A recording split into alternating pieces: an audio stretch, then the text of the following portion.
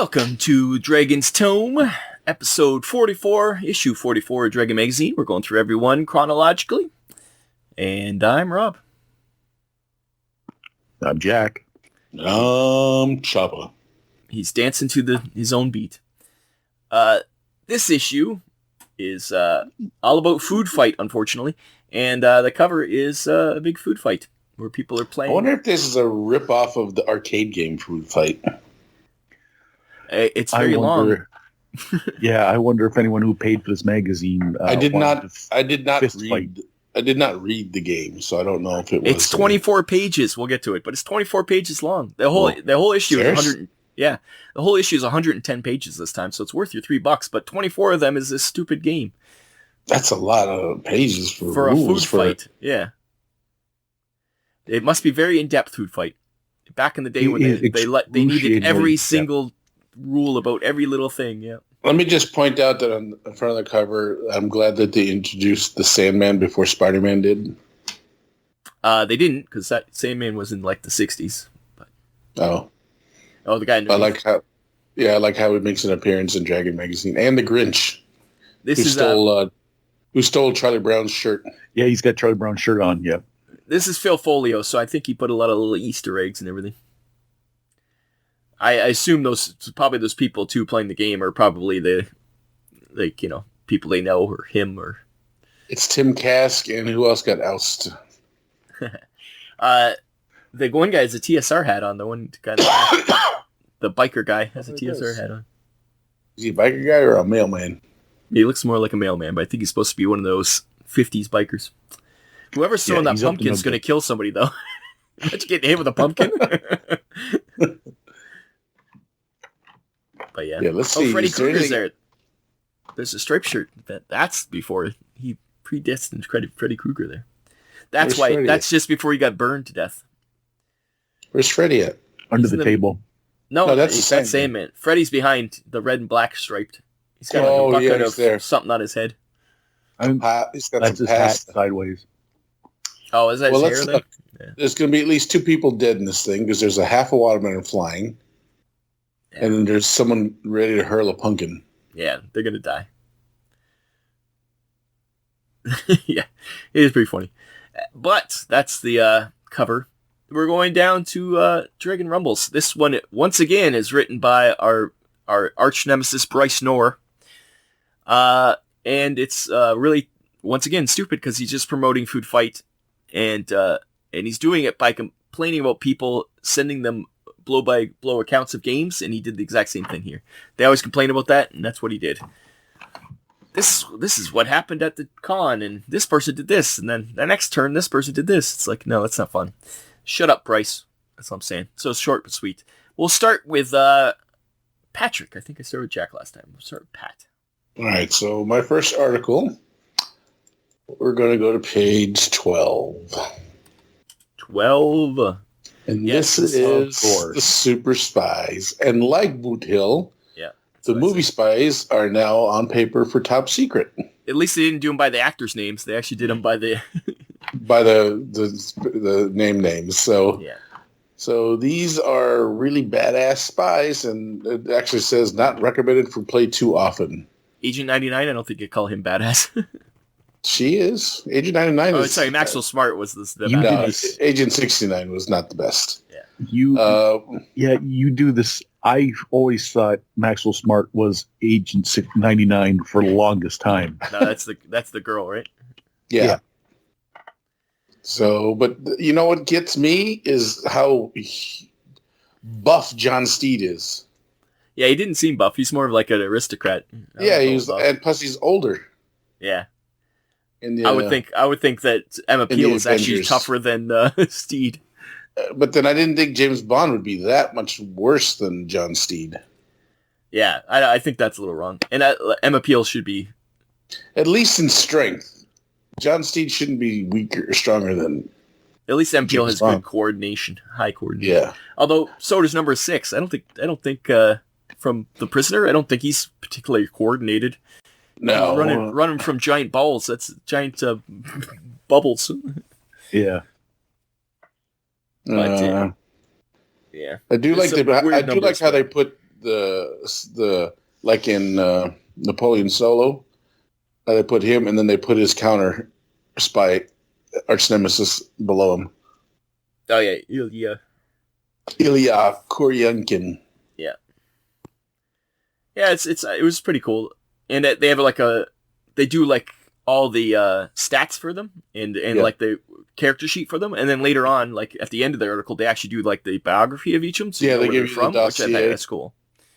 The one that kills me is that they put in Derek Flint, which was supposed to be a parody of All the Guys by James Cogburn, and they even dug deep by putting Matt Helm in there, which is the Dean Martin spy movies. Mm-hmm. Oh, even Moxie Blaze and people like that. Like that's I didn't know she was from a book. I know. She's weird. Moxie Blaze was always weird though, because she could change her costume or her look by snapping her fingers. Yeah. But yeah, she was almost like a witch. Oh my god. But yeah, I just thought, it's just like Boot Hill. I thought that was cool. Yeah, I dug it. Especially now since I've been rereading the rules for Top Spy because of my little Lake Geneva weekend coming up. You're going to do Top Secret? I'm going to do Top Secret and Star Frontiers. Nice. Which we haven't seen any ads yet for, but we will soon. Yeah, I would think. Yeah, it's got to be. It's got to be around 84, 85, maybe 86. I don't think it's that late, is it? I think so. Oh, wow. Okay, that was Pat's first article. So, Jack, what you got? Okay, we're going to go to page 18. Oh. Humanoid Races in Review. This is going to be a quick one because I don't have... Too. Yeah, and that's pretty much all my articles you just done. So. Oh, okay. Well, Gary Gygax said that there was going to be no more races. He had already established how many races there was going to be. Done. So this person here went on to describe how all of the races could mate with each other to create more races. Plus, he added more races that would be mating with these people. And at first, I was like, okay, interesting. It starts out with people, and there are half orcs. So yeah, there's going to be mating there. This guy brings up elves as someone that humans could mate with, and I think half elves weren't a thing in the game yet. No, they were in the player's handbook. I think half elves are there. Okay, I didn't know. There's half orc and half elf were the only two halves in the player's handbook. So then we move along. The next one is a caveman. Okay, buddy. Gregory Ryan. Gary said no more races. We can't have half cavemans running around. He then goes on to dwarves. Now, half dwarf. We have to kind of point out that this is a 4-part article, where in part 1 he just talks about the races. Yes. Well, it's other people do the other ones, but yeah. They do it's like a block of genealogy in the game for different things. Some of them were good, some of them not so good. But anyways, then it goes on to dwarves. Now, half dwarves, never heard of them. It does bring up dwarves and their hirsuteness again, so that old chestnut's still being bandied about. We go down to half gnomes. Okay, yeah, could a human mate with a gnome? Yeah, maybe. They say that much like a donkey, that they'd be sterile. I don't know why this guy is making these sweepings. And then last, it gets continued on, the Sasquatch. Do you want to mate with a Sasquatch? Now, Gary Gygax at this point his teeth must be nubs. He must be grinding his teeth till powder is coming out of his mouth. And then yeah, they go on to kobolds and bugbears and ogres. It gets giants. Crazy. Yeah, so well, in part 2, it goes from general description of the races to let's breed orcs with everything. Yeah. Oh, it's a different one. It's the orcs, yeah. By Roger Moore. See, speaking of James Bond, that's weird. Yeah. It's odd that he's really into orc sex. My whole take on all these articles was a lot of talk about various races doing it and what would happen. It got real horny. Yeah. It got real horny. I think it's phase 3 is the one that's really weird. The Fantasy Genetics 3. That becomes the what if part of the article is what I wrote. They're talking about like how some of them wouldn't be viable, and it's like, oh my god. So this is the what if of Dragon. What if you did this? Yeah. What if a hill giant woman gave birth to a half human or a half orc, and they had it like would, pixies and storm giants. I'm like, how would that even work? well, they talk about the vaginal canal crushing the infant, and I'm like, oh my god, what is going on here? Now, It's weird. and it's all different. Like I only highlighted that one because at some point the guy was thinking about Sasquatch mating. So that's I stopped there for what we're going to discuss as per my article. But boy, oh boy, does it get real crazy. The more I go down, it's... I just, in my summary, it, like I said, it starts out with just a general description. Then it gets kind of crazy and gets to crossbreeding orcs with everything except for elves and dwarves. Then it becomes even more ridiculous and turns into a what-if article. And then it ends in a biology lesson that uses Punnett squares to explain how, half orc and a human, or an orc and a human would, how many types of babies do they have? They'd have one human baby, one orc baby, and 2 half-orc babies. If they... Yeah. So I guess we could do a block if we were all on the same page as the genealogical block of articles. It got wild. It was weird. I was like, what the hell's going on here? It just ramped up. It ramped up, and it ramped up quick. Every article just took another step. 5 authors. This is the Christmas issue, too. This is December 1980. Come on, people. It's Christmas. 5 authors independently wanted to write about what would happen if a full-sized half-orc mounted a fey creature. I don't know. I just don't know anymore. I didn't delve too much into the what ifs because it was starting to get a little crazy, so I stopped reading it. Yeah, and then I moved on to the science class portion of the genetics part. Yeah, the dominant recessive genes of the orc. Yeah. Weird. So that was mine. Yeah. I think that was all ours. Yeah, we all did that one.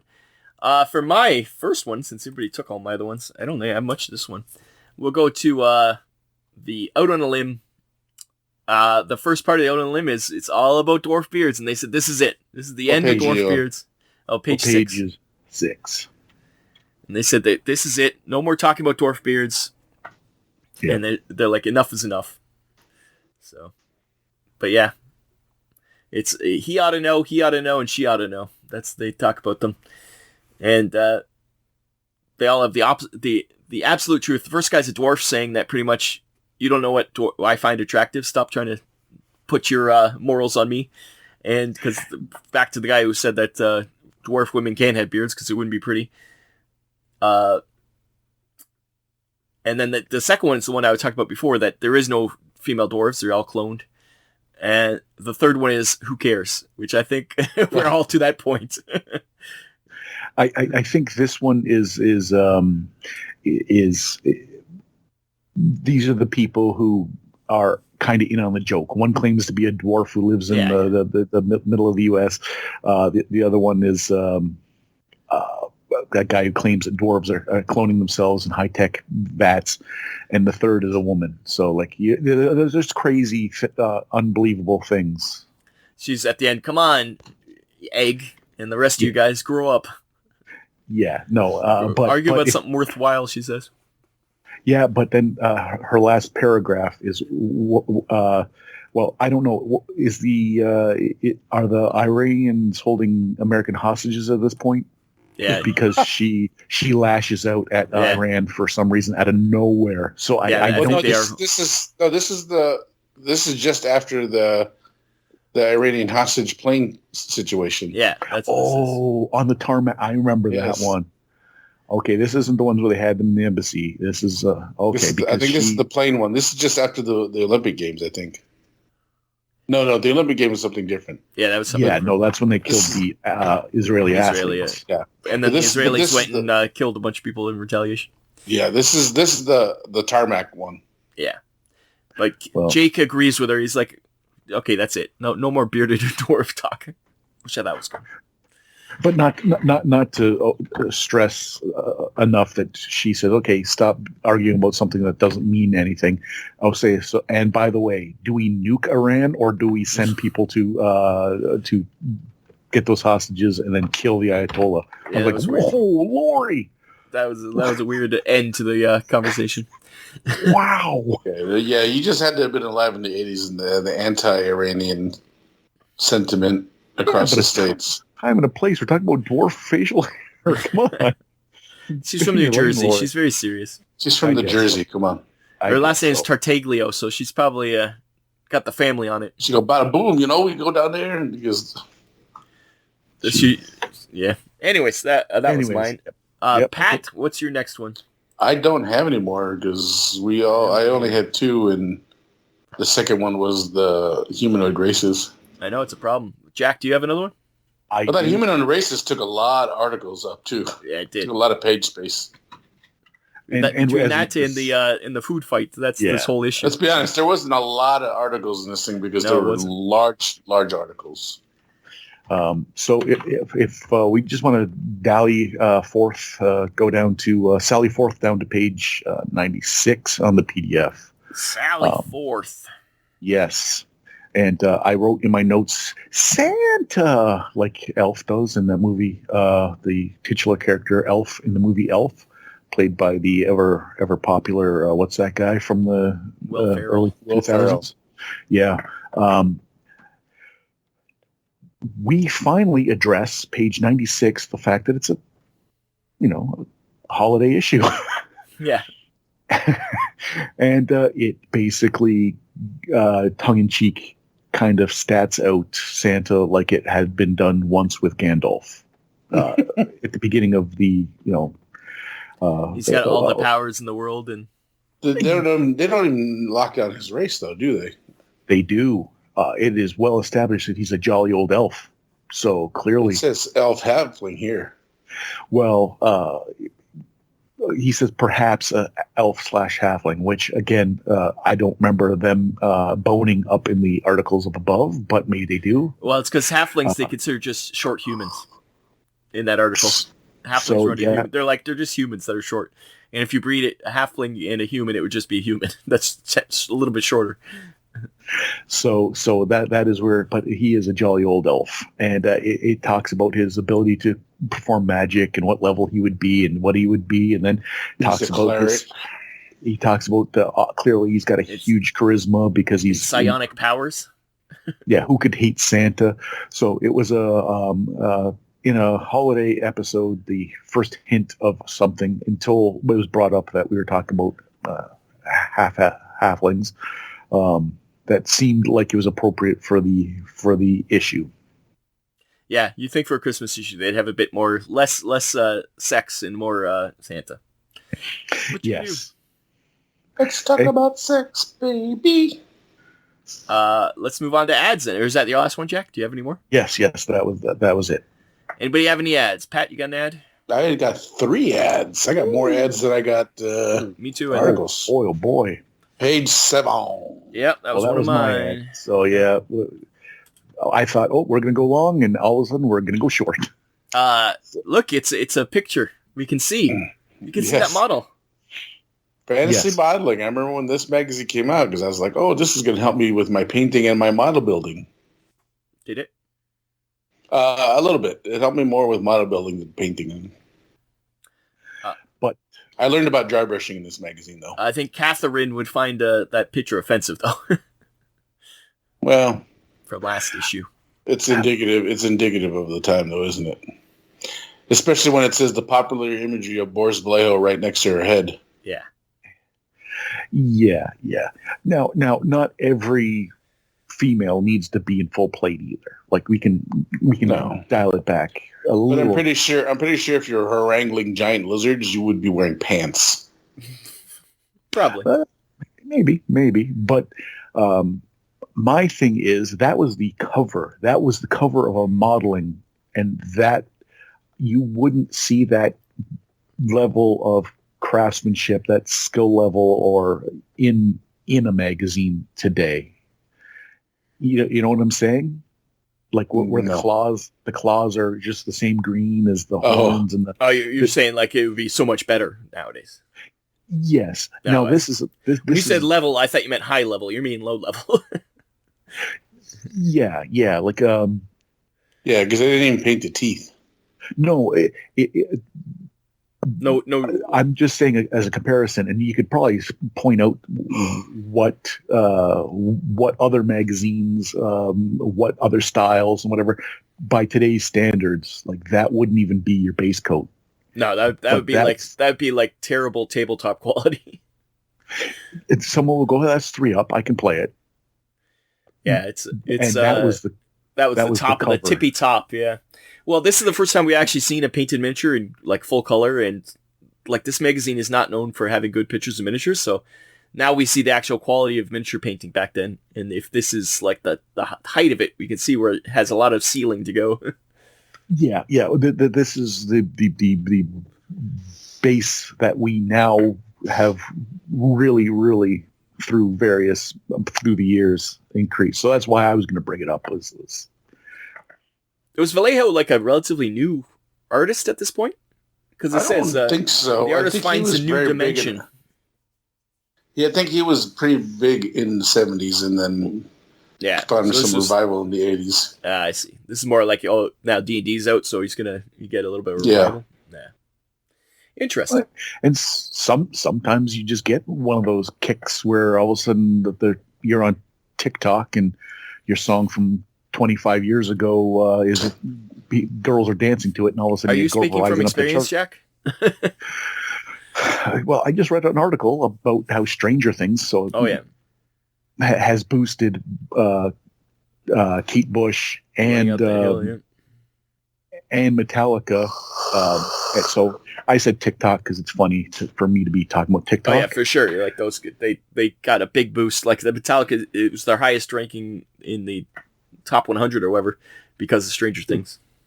For a well-known song that I would have thought would have already what was the song that they Master of Puppets? Master of Puppets. I figured that's what it was. So so I said TikTok, but the Stranger Thing boost. Vallejo's probably thinking, it's the 70s are over. I'm done. My aesthetic. His prints are selling like crazy, and why? Oh, because fantasy's back, baby. Yeah. That's interesting. Yeah. Who chose that one? I think Pat chose it. Jack, do you have one? Oh, that was mine. That's why I kind of jumped in there and get out of my way. I elbowed my way in. Mine's on page 73. At first I thought it was an ad for the movie Logan's Run, but it's actually ad for the game based on Logan's Run. For $1, you can either elude the Sandmen or terminate the runners before they reach Sanctuary. So you can either play the bad guys or the good guys. Logan's Run was, I think it was a very influential movie as a child because the one girl had a see-through top the whole movie. And as a child, I was very interested in that. But Logan's Run was a good story. It was very 70s movie. Very 70s, but the idea of addressing mandatory suicide. Yeah, it was a interesting plot. It's just the aesthetics were not there yet, I think. I disagree. By today's standards, yeah, and even, you know what? When they reach the robot that offers them greens from the sea and fish, and you're like, where is this coming from? There's never been robots in this movie before. What? And you're like, I don't know what's going on. Like you because you don't really. I enjoyed the movie. I haven't seen it in probably 10 years, but I'm amazed it hasn't been remade. It's very dated. Well, I mean, the mandatory suicide is a tough subject. Yeah, but I think because nobody over like 25 or something is allowed to live, something like that. I think it was 30. Was it? Yeah. Maybe you're right. Maybe it was 25. I don't remember the age. It varies because in the book it's much younger, and in the movie they couldn't imply, the execution of people who were I mean, I think the last children having mandatory sex, too. suicide story I can remember was probably the Star Trek Next Generation episode with the guy from MASH, Major Winchester. Oh yeah. Oh. I remember that one. Yeah, but because like you say, it is a good story, and but it hasn't been remade. But there was a game, I guess, but it's only $1. I'm amazed. I can't tell if this is a game or a role playing game. It's yeah, I'm by not mail, sure. so like I think it. Oh, it is PBM gaming. You couldn't. Oh yeah. You couldn't do role playing. Yeah, it's played by mail. Yeah, it's interesting. So you take your turn and say where you're moving to. Something like that. Oh, I could be wrong. PBM Gaming might be the name of the company. It says, that's like perfect. It says a unique approach to PBM gaming, right to Sanctuary games. So PBM gaming is a style. It's like RPG. Yeah. So $1. That's why it's only $1. But I wonder if is it licensed? Do you think they're using the imagery and it even has the copyright? It's got the copyright right up there. Yeah. Golden Mare. I wonder if it gets shut down. It's hard. Back then, it's hard to tell if you were able to use those. Yeah. Because is MGM looking at Dragon Magazine looking for their... It's not like now where you can just do a search on the internet and find all the things people stealing your copyright. Back then, you'd have to have someone report you. Yeah, I don't think this ever got big enough that MGM even noticed. So, Pat, you have another ad? I do. Let's go to page 95. 95. And we're going to the first AD&D painting contest. Oh, Jack, how do you feel about that writing of very dark lettering over a thing where you can barely read it? How do you feel about that as a graphic designer? No, I was interested in the first Abaddon and Gon's painting, Shun. So like it did strike my fancy. And then down at the bottom, when you all entries will have found below, and I'm like, okay, well, I guess that makes sense. Yeah. So I point this out because I have this model. This dragon? Do you? Yeah. What still color in my little dragon Ralph was part it? of the box. It's a red dragon. Is it red? Yeah. Yeah. And I think this box set is still at Games Plus up on the top shelf near the roof. On the top shelf, high-end stuff. Right? You know how they have a wall of all the Reaper miniatures? Yeah. Up on the top, they have like a shelf of these older kits. I wonder how much it is. I think when we go over there, we'll have to check the price. Yeah. Maybe you could buy it. I'm not going to buy it, but I think you need to buy it and have it in your hoard. I have it. Not He's already got one. That was the point. No, I have it in the box. It's not together. Then you have to have it opened and put it together and paint one and leave the other one in the box. If we do get it, we'll get it for Jack, since we'll have to get it to all Jack. entries will have been found below. Exactly. And you should address all Grenadier models. You should address them. Good day to you, sir. So I thought it was fine. I go, hey, I just had that. I looked at it too just the other day in the pile that is childhood rebought off eBay boxes. In the hoard. Yeah. In the hoard. Yeah, hey, go to the. Speaking of which, I'm going to make a little plug. Sure.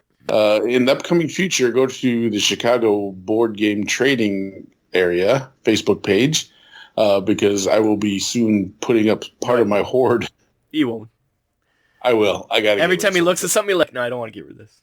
No, I don't want to get rid of this. No. There's things I'm going to get rid of because I looked at like a game, the Sheriff Nottingham. I don't ever play that game anymore, and so it's going to go away. Oh, actual board games. Yeah, screw those things. Yeah.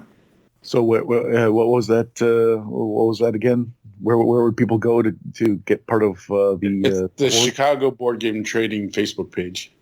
There you go. Okay. Chicago Board Game Trading Facebook page.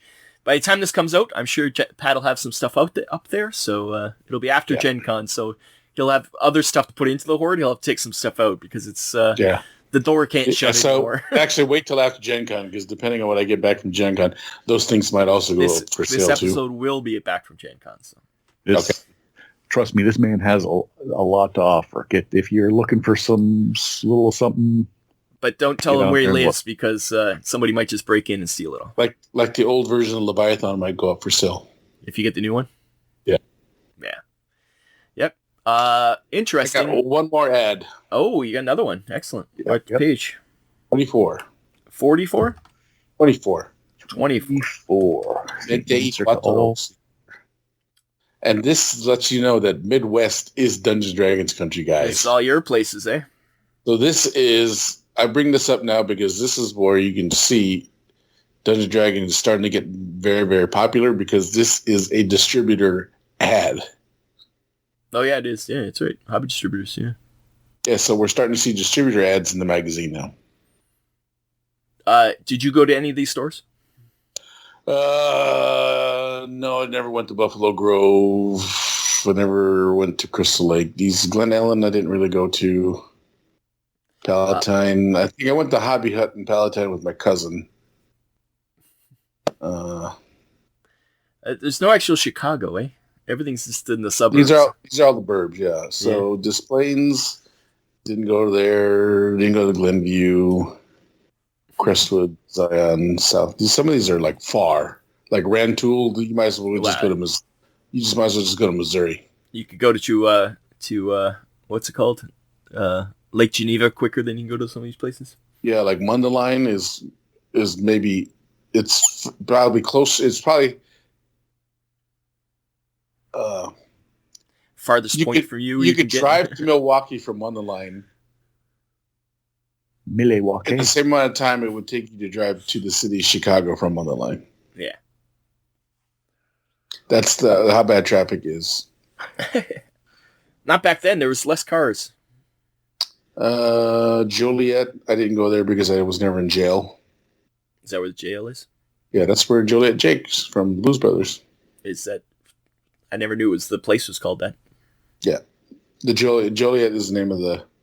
And the people, if you're listening, you're from Joliet. Don't get mad when I say this, but we used to call it Joylet, the toilet. Joylet, the toilet. There must have been enough people there to buy some of J.J. Brodsky's and Sons. Well, Walt had a hobby and model store.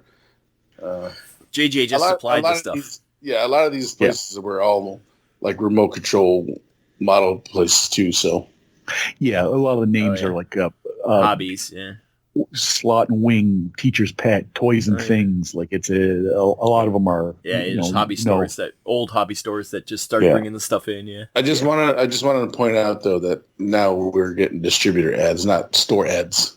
Yeah. Yep. So interesting. Like J.J. Brodsky says, look, we supply all the needy stuff for these stores. Talk to us. Because they even put it right here. Space for this advertisement was reserved by this distributor. Yeah, that's interesting. And then below it, attention dealers, if you qualified, we would like to take advantage. I bet you would. Contact Alien or Mike. And look, there's the sticker that we always talk about. I think Dragon Magazine puts these stickers in because it blocks off of a little bit. Tell them you saw it in Dragon Magazine. I don't know if it's a sticker, but definitely you can see on the other side there's something else there. Like all of that is whoever did the layout missed when they just didn't mask the film properly. Those bastards. Those bastards. Anything else, Pat? That's it for me. And nothing from you, Jack? No, I'm tapped. Well, that's been another issue of Dragon Magazine, issue 44. Food Fight took up huge space in this magazine. You don't need 24 pages for a game about fighting for foods. Yeah. But, hey, if you played it, let us know. Was it fun? I doubt it.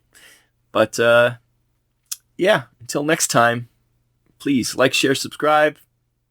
Go to our socials. And I've been Rob.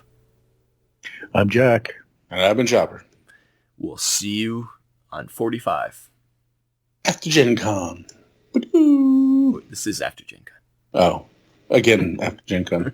One more week after Gen Con. Still after Gen Con. It's all coming up to next Gen Con. All right. Yeah. For every issue, every episode now until the next Gen Con, it'll say after after Gen Con. It's either and then let me tell you, or that university is the dealer room is so far away at Parkside. At Parkside, you have to walk a half a mile with all our stuff. Terrible. Yes, we'll report back on how the actual Gen Con was. And bye. Why did we going that long? That was we just went on a tangent after credits.